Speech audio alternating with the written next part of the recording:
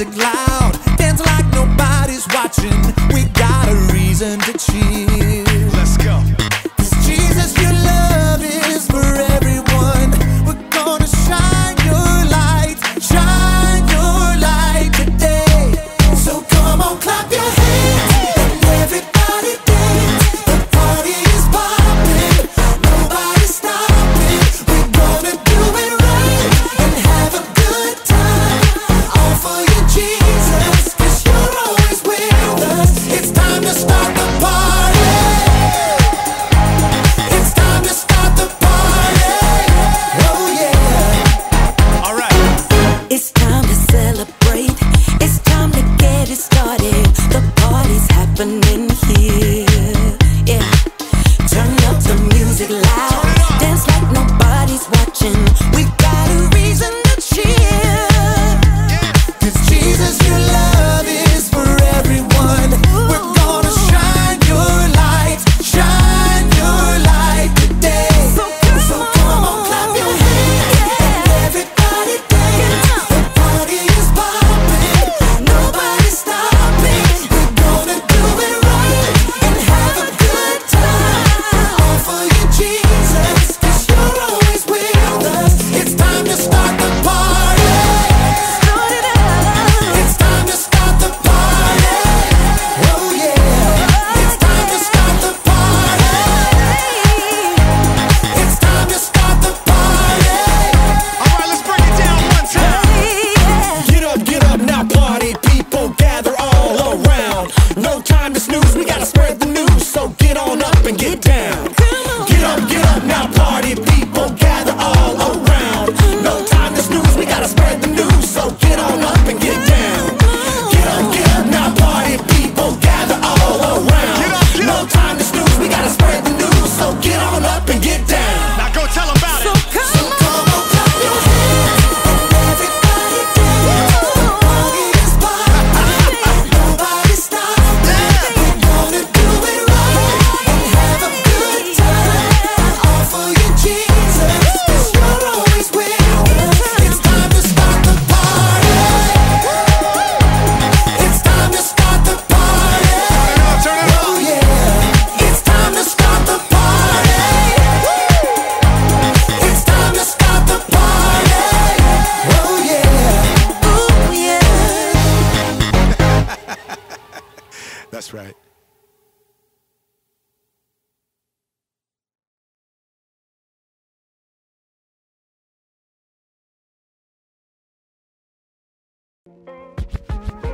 Hey, welcome to Story Lab. This week we're talking about joy. And what to do when you run out of figs. Huh? Let's go!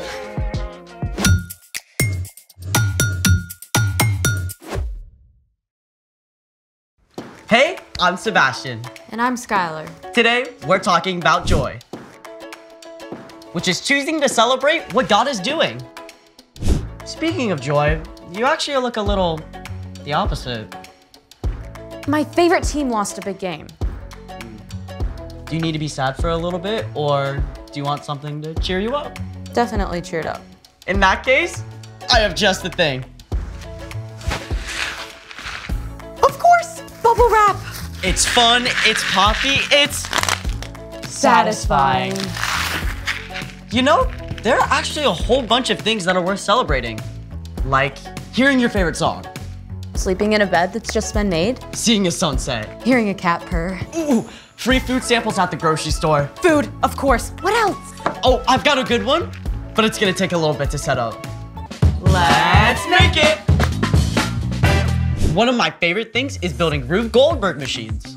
A Rube Goldberg machine is a series of silly, complicated chain reactions where one event leads to the next, accomplishing some task like this. The idea was invented by cartoonist Rube Goldberg, who was born in 1883.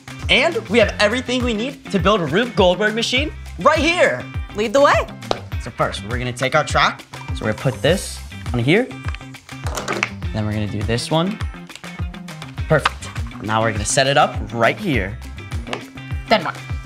Oh, blocks, that's what we need.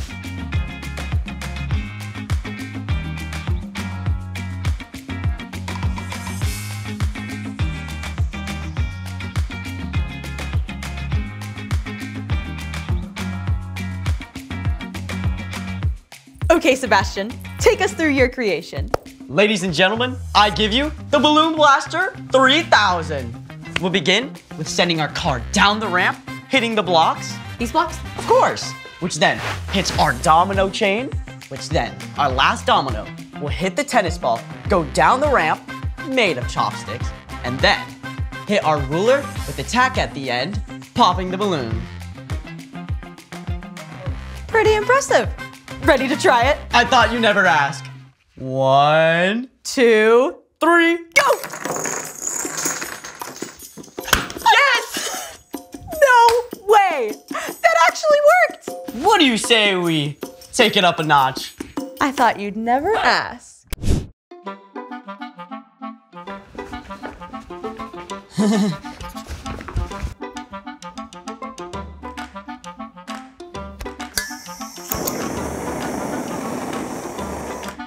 Here, monkey, here, monkey, here, monkey, here, monkey.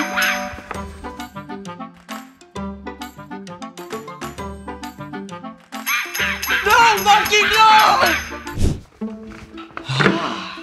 Who knew it was so hard to find a trained monkey? The hot water heater was a nice touch. Ready? Ready.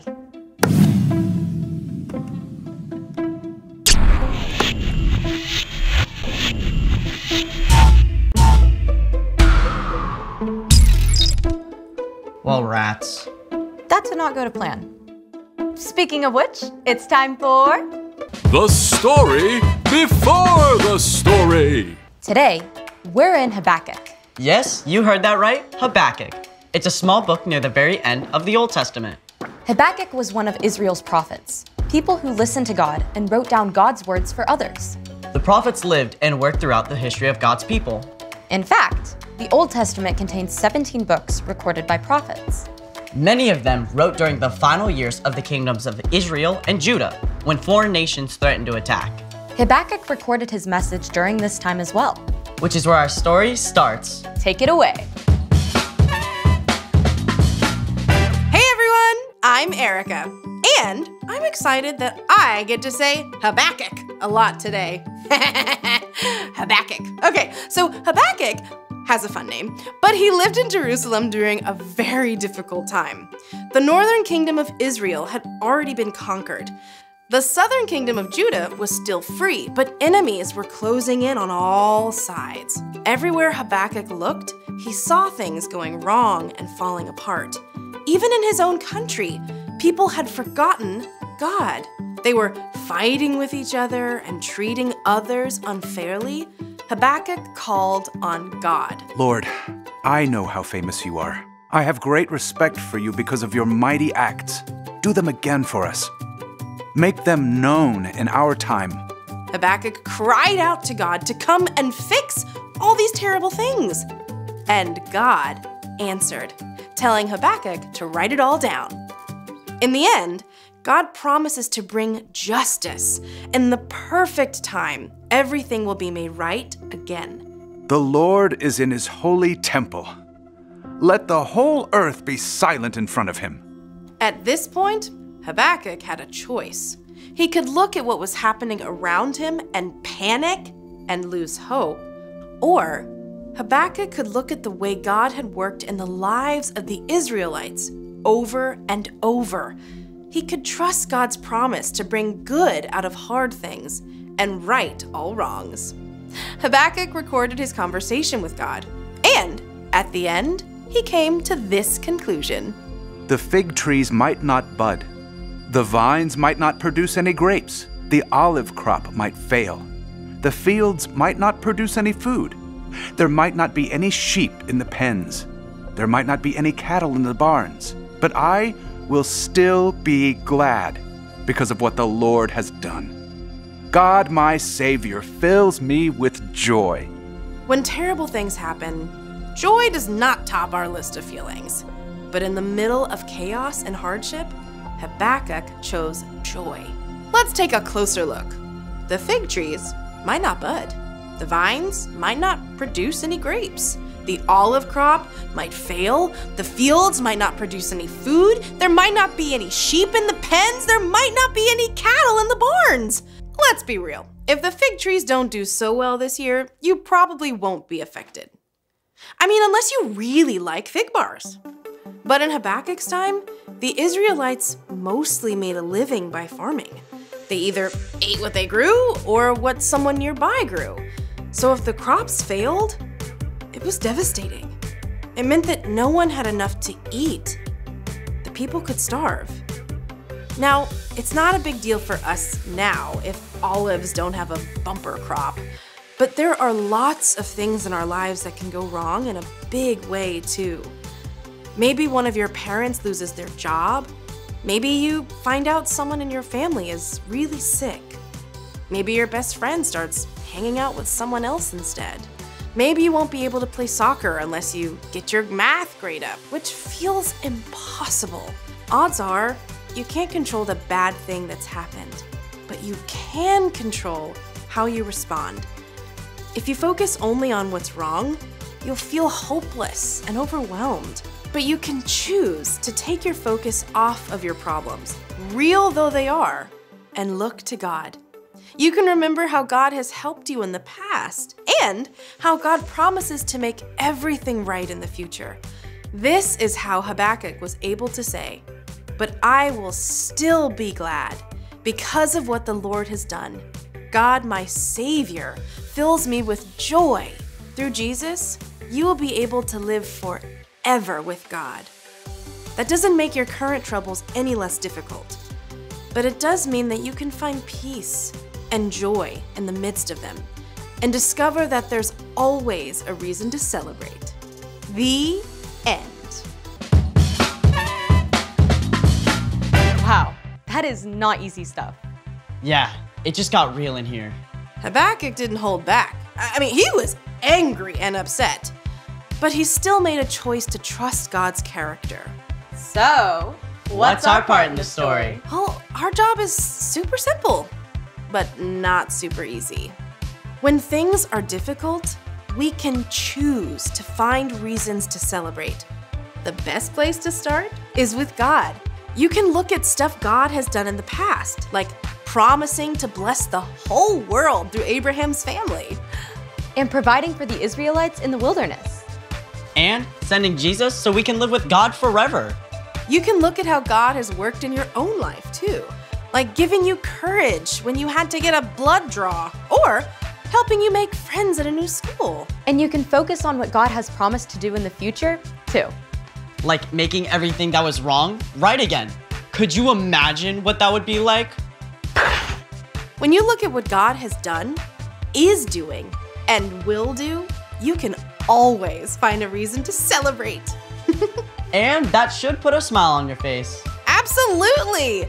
But choosing to focus on what God is up to doesn't mean you should pretend nothing's wrong. It's still important to be real about the hard stuff in your life. But you can still choose joy in spite of the tough things. I, for one, am always up for a celebration. Me too! See you next time! Bye! So here's the thing. There's always a reason to celebrate. Ready to try again? I thought you'd never ask.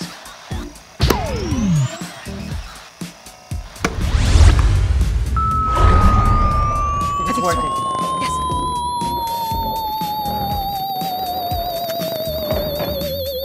Here it comes.